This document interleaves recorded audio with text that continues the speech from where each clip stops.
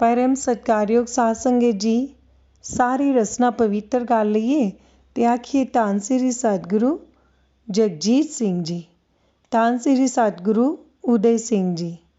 सासंगत जी आज दी साखी हिंदी भाषा विच है ते साखी का सिरलेख है सतगुरु से मांगना आना चाहिए। यह साखी संबंधित है संत अजीत सिंह चीमा। साखी है कि संत अजीत सिंह चीमा श्री सतगुरु जगजीत सिंह जी के बाल मित्र रहे हैं। ये बाल्यावस्था में इकट्ठे ही खेला करते थे। सतगुरु जी ने बहुत समय पहले इन्हें नौकरी छोड़ने का आदेश दिया था, परंतु ये उनकी आज्ञा का पालन ना कर सके। फिर जब अवकाश प्राप्त हुए तो सतगुरु जी ने फिर इन्हें बुलाकर कुछ समय के लिए अकेडमी का कार्यभार संभालने के लिए कहा। इन्होंने 4 वर्ष अकेडमी में कार्य किया, इसे काफ़ी ऊंचा उठाया और इसका विकास किया। इसी बीच इनका छोटा भाई जो इंग्लैंड में रहता था भारत आ गया और उसने आकर राजनीति में भाग लेना शुरू कर दिया। उसने संत चीमा जी से विनती की कि वह सतगुरु जी से कहकर उसे पंजाब विधानसभा का चुनाव लड़ने के लिए कांग्रेस से टिकट दिलवाए। उसके कहने पर आप सिरसा सतगुरु जी के पास आ गए। सतगुरु जगजीत सिंह जी ने कृपा की और उसे टिकट दिलवा दी, पर इनका भाई चुनाव हार गया। फिर जब दोबारा चुनाव आए तो सरदार हरविंदर सिंह हंसपाल जी संसदीय बोर्ड के सदस्य थे। सतगुरु जी ने इन्हें टिकट देने को कहा। दुर्भाग्यवश जिले से कांग्रेस का प्रधान उनके विरुद्ध खड़ा हो गया। तब उसने सतगुरु जी से कृपा करने की प्रार्थना की, जिस पर सतगुरु जी ने हंसकर उनकी पीठ थपथपाई। इसका परिणाम ये हुआ कि इनके छोटे भाई पंजाब विधानसभा के विधायक चुन लिए गए। संत चीमा जी कहते हैं कि सतगुरु जी तो कृपा करते हैं, परंतु उनसे मांगना आना चाहिए।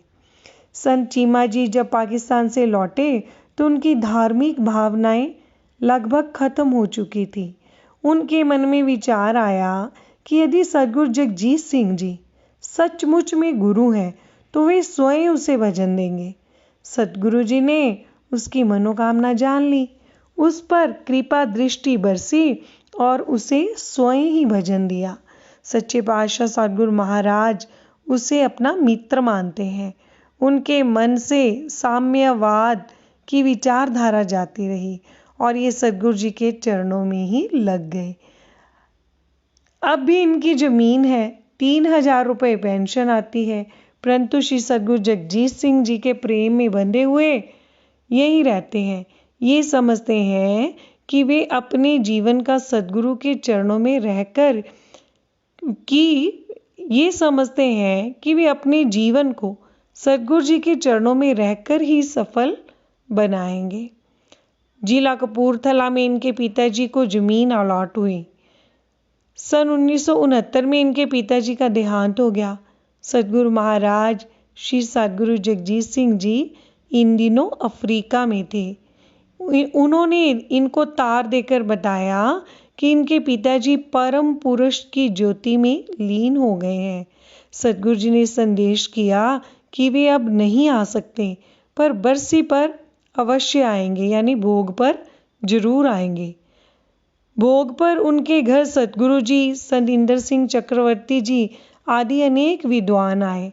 उनके मित्र श्री खजान सिंह मोदी भी वहां आए। श्री मोदी ने अपने मन में सोचा कि श्री सतगुरु जगजीत सिंह जी यदि सच में ही सच्चे पातशाह अंतर्यामी हैं तो वे आवाज़ देकर मुझे बुलाएंगे, तभी मैं उनसे भजन पूछूंगा। वहाँ दीवान लगा हुआ था। दीवान में पंडित गोपाल सिंह जी ने लगभग 150 लोगों को भजन दिया। फिर सतगुरु जी कहने लगे, खजान सिंह तुम क्यों छिप रहे हो? ये सुनते ही वो इतने भाव विभोर हो गए कि वहीं मंच पर लेट गए। उन्हें सच्चे पातशाह जी के चरणों में लिटाया गया। वह 15 मिनट मूर्छित ही रहे। फिर सतगुरु जी की आज्ञा से उन्हें भजन दे दिया गया। पहले उनका 4.5 एकड़ का फार्म था, अब नीलो खेड़ी में उनका 80 एकड़ का फार्म है, जो ढिल्लो फार्म के नाम से प्रसिद्ध हो गया है। वह सच्चे पातशाह जी से मिलने के बाद 15 वर्ष जिए।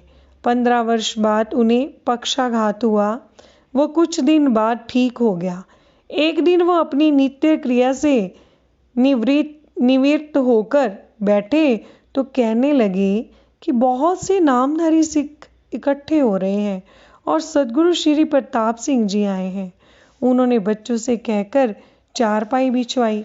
वहां बैठकर उनके मिलाने के लिए सदगुरु प्रताप सिंह की फोटो मंगवाई और उन्हें नमस्कार करने लगे।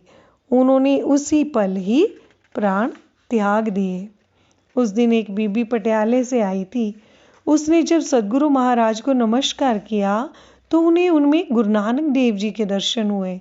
उसने घर बार त्याग दिया और सदगुरु जी की शरण में आ गई। उसने भी भजन ले लिया।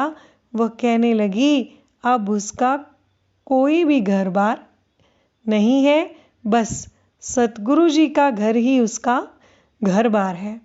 सच्चे पातशाह की महिमा अपार है। उनके कौतक अनेक हैं। उनकी माया असीम है तथा उनकी कृपा का सागर अथाह है। जालंधर जिले के पास एक गांव है। वहां एक युवक को कैंसर रोग हो गया था। वहां लोग उसे अनेक अस्पतालों में लेकर गए, बहुत जांच करवाई, परंतु सब जगह डॉक्टरों ने उसे मना कर दिया। तब उसके पिता उसे सदगुरु जी के पास ले गए